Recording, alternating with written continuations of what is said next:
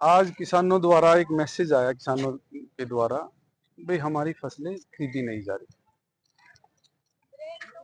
पिछली जो पूर्व सरकार थी बीजेपी, उसकी पूर्व योजना नहीं थी कि इस बार की धान व्यवस्था, खरीद व्यवस्था सही से हो।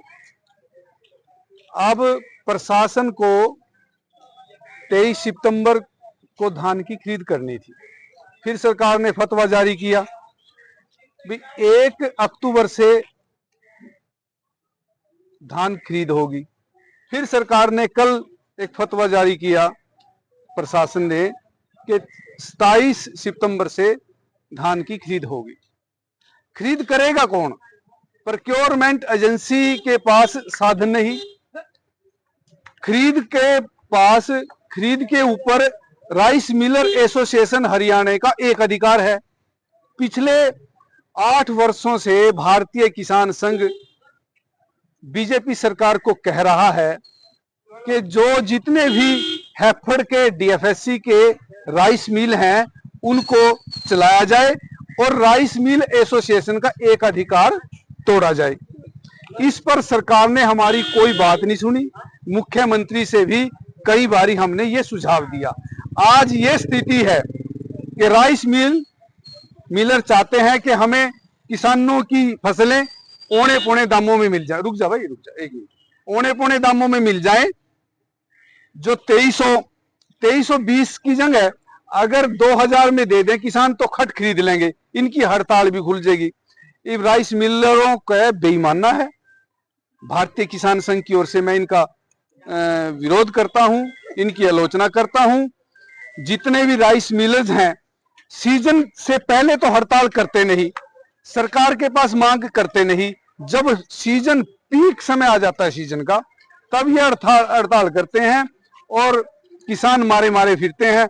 आज मंडी के अंदर देखो कितनी धान पड़ी हुई है और ये कह रहे हैं कि हमारी मांगे पूरी करो। जो इनकी मांगे हैं वो निरा आधार हैं, उनका कोई अस्तित्व नहीं।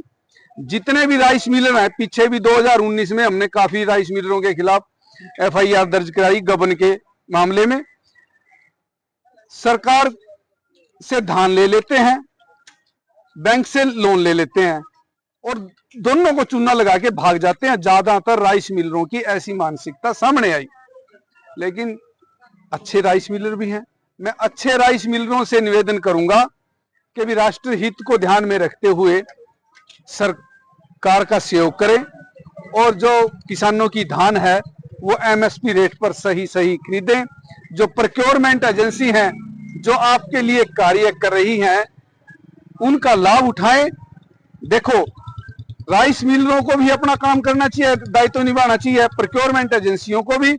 जब किसान देश के हम भंडार भरेंगे लेकिन कीमत पूरी लेंगे, किसान भी अपनी कीमत तो पूरी लेंगे। किसी अधिकारी से बातचीत हुई? हाँ, अब विषय आता है, डिप्टी कमिश्नर से बात करी थी, मार्केट कमेटी में कर्मचारी नहीं मौके पर, प्रोक्योरमेंट एजेंसी वाले तो आगे। डिप्टी कमिश्नर से बात करी, डिप्टी कमिश्नर ने इस विषय का ही नहीं पता, वो इसे गंभीरता से नहीं ले रहा। क्यों नहीं ले रहा?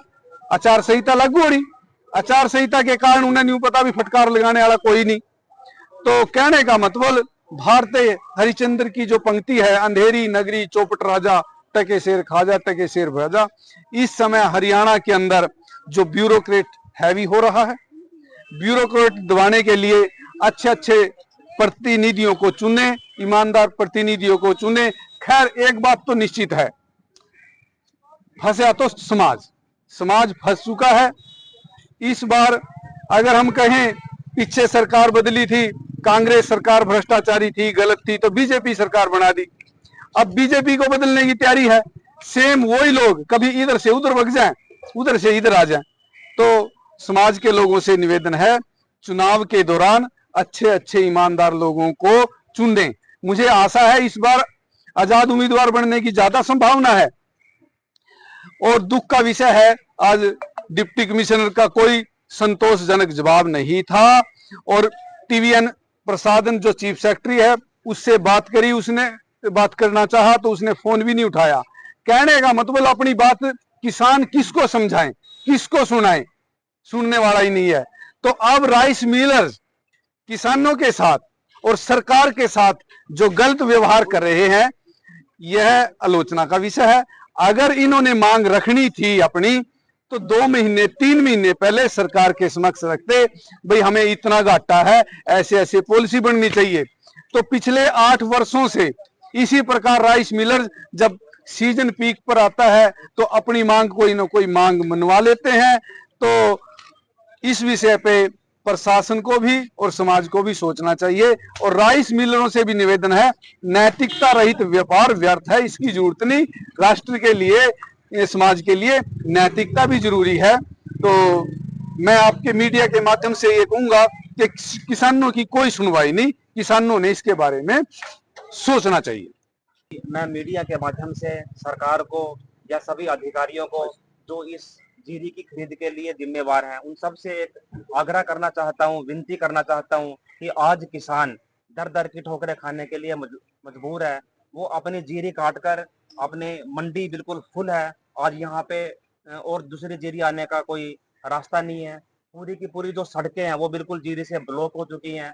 मैं सबसे आग्रह करना चाहता हूँ, जो भी अधिकारी या सरकार के जो भी अफसर हैं, वो जो इसके लिए जिम्मेवार हैं, आइए एक बार देखो कि क्या हालत है।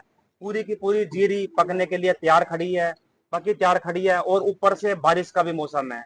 यदि हम लोग अनदेखी करेंगे तो इससे किसान कहीं का भी नहीं रहेगा, 2 रोटी खाने के लिए भी मजबूर हो जाएगा। उसको यहाँ पे आकर मंडी में जाओ, उनको संभालो, उनके अनाज को संभालो। आज मंडी बिल्कुल फुल है, और मंडी से बाहर का जो सड़क है वो भी बिल्कुल फुल है, जिससे हर तरीके से हादसे हो रहे हैं। कल भी हमारे गांव पबनावा का वाल्मीकियों का लड़का था, वो मोटरसाइकिल पे जा रहा था और जीरी पड़ी होने के कारण, फिसलने के कारण उसका एक्सीडेंट हो गया और हादसे पे उसकी मौत हो गई।